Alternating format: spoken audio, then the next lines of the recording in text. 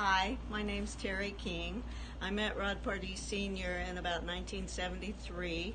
My friend Wayne Eister introduced us. He was also from Washington, and Rod had found, he was always good with money, smart with money, and he found a 39-cent breakfast special at Jerry's Nuggets. So they would drive all the way up there and get the breakfast special, and then Wayne would leave a big tip, and it frustrated Rod no end. He said, that defeats the whole purpose. Rod Sr. always had a sense of fair play, no matter who was involved. He called Chip one day. Danny was losing about $70,000 playing 1 in 200 stud at the Dunes.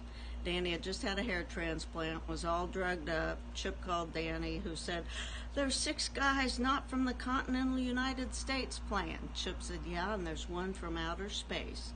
Cash out." I've known Rod Sr. since the 70s. Rod was always a very smart businessman, and he was very smart with money, but he wasn't afraid to put his money where his mouth was. His friend came up with some surefire way to win on highlight.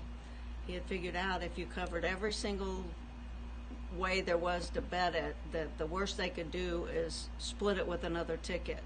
And Chip invested with him, and Doyle did not, apparently, and they wound up winning. They paid them before the race even, or before the game even played, I think.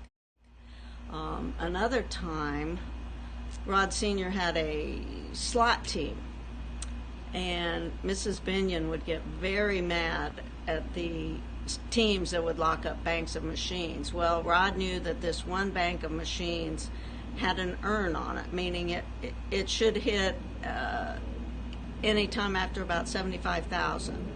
And it was over that number, so they locked up some machines, and then Chip and Billy Walters locked up 2 machines, and we played it round the clock. We had teams, and I would go in, and that's when you had to put the coins in and pull the handle, and we played in 6-hour shifts. And my relief didn't show up one day, and I thought my arm was going to fall off. I think we invested about $50,000 and pulled out. And then I guess Rod probably took over the other 2 machines. I don't know. They wound up pulling it almost to break even. They invested about $300,000, I think, but they hit it. And the cocktail waitress, when Chip came in and pulled the handle a few times, and the cocktail waitress came over at the Horseshoe, and she was hysterically laughing.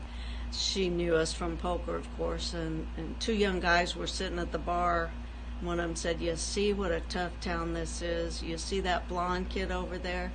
He used to be the best poker player in the world, and now look at him."